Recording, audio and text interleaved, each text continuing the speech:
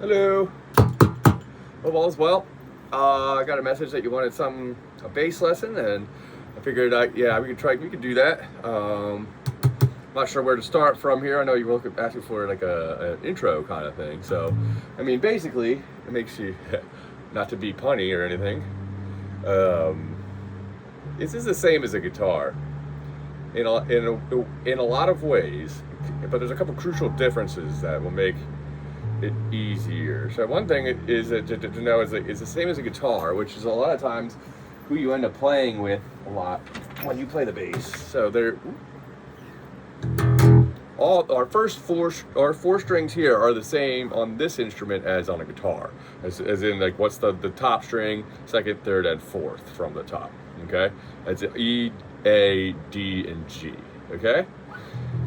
Now, some of the thing about the bass, though, is like a lot of times the best way to play it isn't with a pick like a guitar.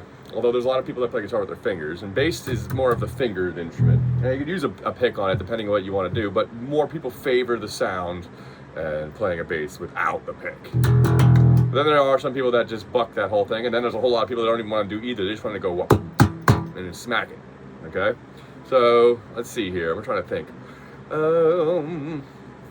The biggest thing about the bass that's different than like a guitar and in a couple other instruments is that it really is tied into the rhythm section.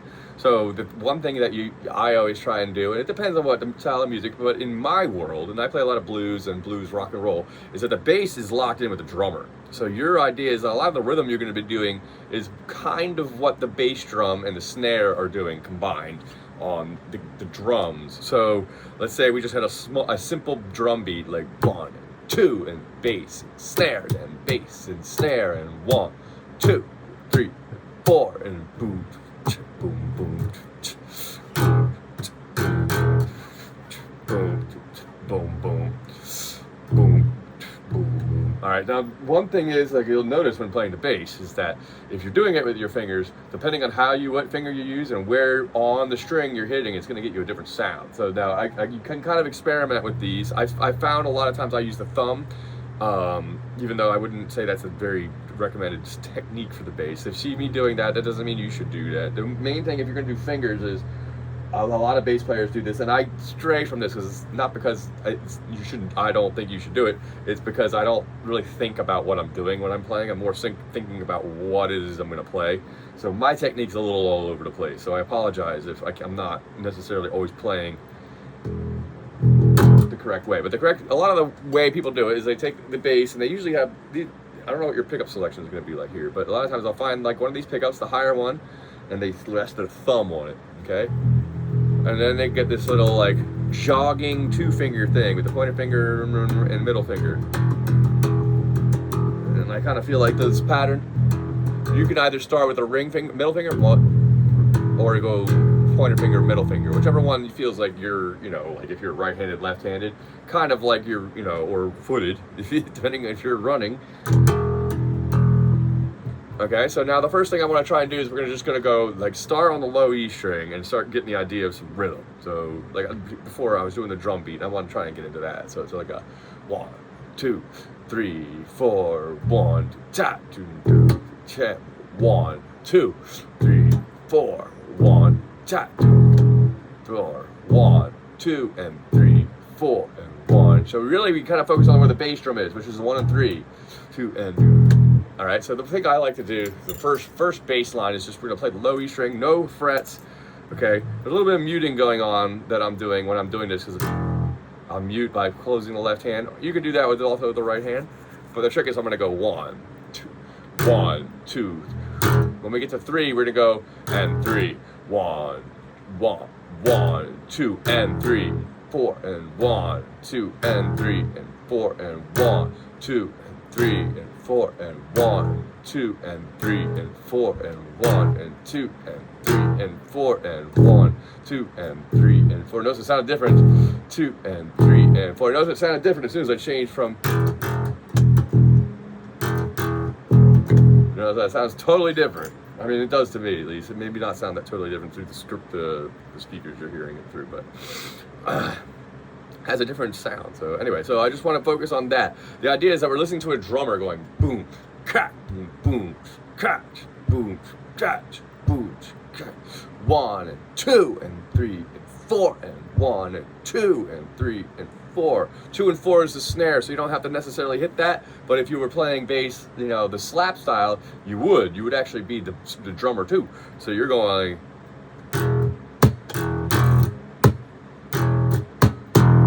All right. So then one thing I was trying to add is the and of 2, which adds that and 3. So because if we split our rhythm from 1, 2, 3, 4, and we did it twice as much, we would get eighth notes because these are quarter notes. So if you split quarters in half, you get eighths.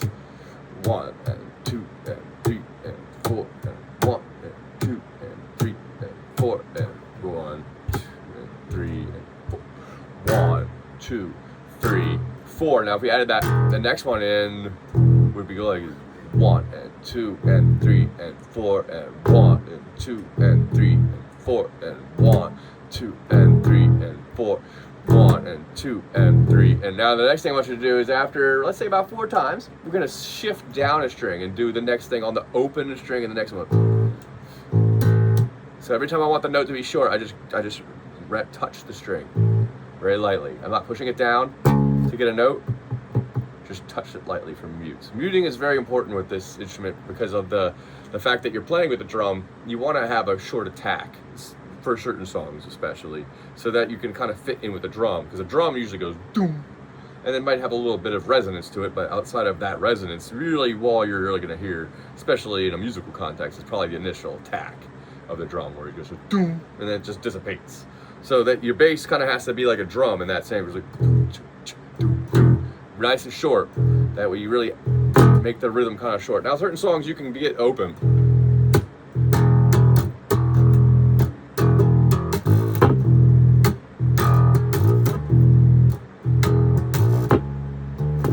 You know, maybe get longer notes in there. But right now I just want to focus on the idea of locking in with a drummer. Okay? So then after 4 times, let's do that. I'm going to change to A, okay? Which is going to just be the next string down, all right? And we do exactly the same thing. Ready? Let's count it off. 1, 2, ready, go. 1, 2, and 3, and 4, and 1, and 2, and 3, and 4. 2 more. 1, and 2, and 3, and 4. Excuse me, to the A string. 1, and 2, and 3, and 4, and 1, and 2, and 3. And after the 2 times, let's go back to E. 1, and 2, and 3, and 4, and 1, and 2, and 3, and 4, and 1, and 2, and 3, and 4, and 1, and 2, and 3, and 4. Back to E. 1, 2, and 3, and 4, and 1, and 2, and 3, and 4, and 1, and 2, and 3, and 4, and 1. You can also mute back here if you want to use your fingers like this. You probably notice I'm doing a lot of thumb, okay? That's okay, you can do that too for now. I definitely say eventually, if you like using the fingers, using it this. I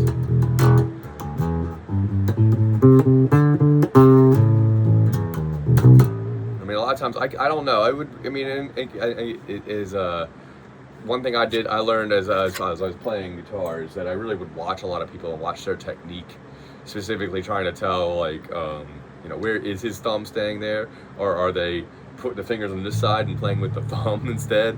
You know, like, all those little things are kind of important because, like, especially on this instrument where you're not playing with effects as much. Once you get really into bass, it's really important that you have good tone, because on a bass you really don't, like I said, to use effects. It's just going to be you and the amp. Okay. All right. So I wanted to get into then, if you get the idea of that, there's a little bit of a pattern I want to show that kind of gets me started. Now this is a little bit, I want to say advanced, but the sooner you see this pattern, the better. Okay. Now I'm going to do this on the open strings. All right. So I want you to start practicing. Start that first line, and I'm going to show you this pattern, and then maybe we'll start a second line if we've got enough time. So this is one of the most important things with the bass, especially when you don't have as many strings as a guitar, because you don't really need to. You're really kind of just filling out the low end underneath the guitar. So a lot of the patterns, excuse me, from chord to chord is going to end up being a similar shape. So every time, like, let's say we move to a chord, there's a shape that we can use, that we can attach, and we can pretty much draw a line between the dots, kind of. So almost every spot on the neck you're going to be doing for your chord shapes is going to be based most primarily off of the root notes off the low E and the A. Okay, now, and then there's the octave jump from each of them. So what happens is when you do scales, you go from do, re, mi, fa, sol, la, ti, do. I mean, that's the major version. So, you know, and the minor is a similar thing. It's just a little bit different syllables, but the same amount of steps involved, okay? So what happens is when we go do to do, re, mi, fa, sol, la, ti, do, meaning, and do, re, mi, fa, sol, la, ti, do are just syllables to represent our scale tones, or scale note, yeah, scale tones, I was right. So the trick is that shape right here, starting wherever you want to on the low E string, you come down 2 strings and then up 2 frets, okay? And then you immediately get the octave, okay? Now this works from the A string, E string to the D string. In this position, I'm playing 2 Gs. If I do the open E, if you do the same thing, open E's. Now if you go down the next string, 2 strings, you got the same thing. Whew, have mercy, ran out of caffeine. Now the reason why this is really important is because a lot of what you're going to do is just between these 2 notes, okay? You're really not going to go, like, as a bass player, past the octave too much. A lot of times you're just going to exist inside of 1 octave. So a lot of what's happening is just going to be like this. All right, so I'm just going to show you, it's going to be the same shape from off the A and off the E string. So let's just start with a basic off the open E. So open, okay, open E is the first note of the pattern. 3rd fret of that E is the next set of the pattern. Now this is an abbreviated pattern, but this is where a lot of it, I want to start with a simpler one before we make it a complicated. A, open A is next.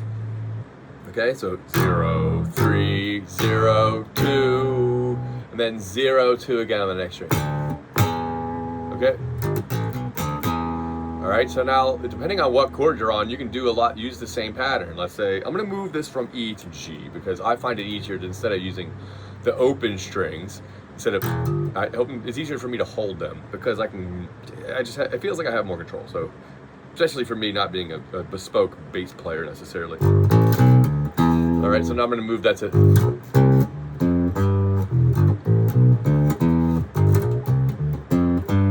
Alright, so, I mean, let's just say we did the E to A. So, like, right there we go.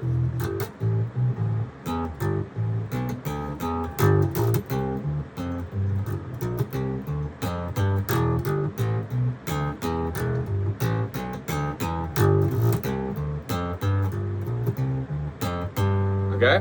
Now that pattern, I pretty much do the same. I just did E to G. Let's say we did the E chord.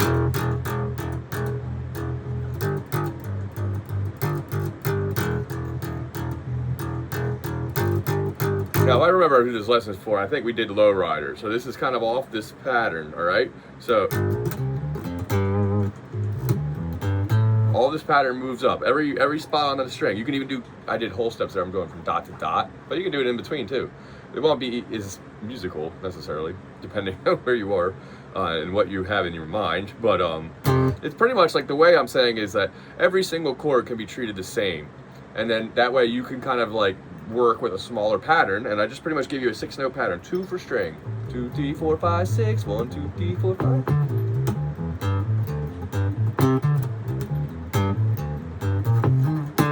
Okay, so each one of those ones, especially once you start learning the board, that little bit of just going do to do, meaning the scale, like do, re, mi, fa, sol, la, ti, do, the octave, the first to the last note, is usually all the notes you're going to need for each one of these chords. And now the changing of the chords just has to do with where you are on the thing. So you can do the same thing here, then back, then up to here, then back to here. And even though you did the same thing, it would have been C to D to C to E, C to D to C to E. Is it the same thing in each spot? Yeah, but because you change, you signify the change of chords. So the idea is that it's really not a lot to know what to do. It's just eventually knowing when to do it that really makes it important. All right? So try work on that. Work on those bass. I know I gave you a couple of bass lines before, back when you came in. Just mostly just like the idea is, even if you didn't have the right notes, like you put on a song and try to lock in rhythmically. Let's say you didn't even play notes, like boom, and just do the bass drum pattern, and then find the notes, and then play the rhythm that you were doing, and then that's kind of how like I would approach it. All right, man. Have a good one. I'll see you next time.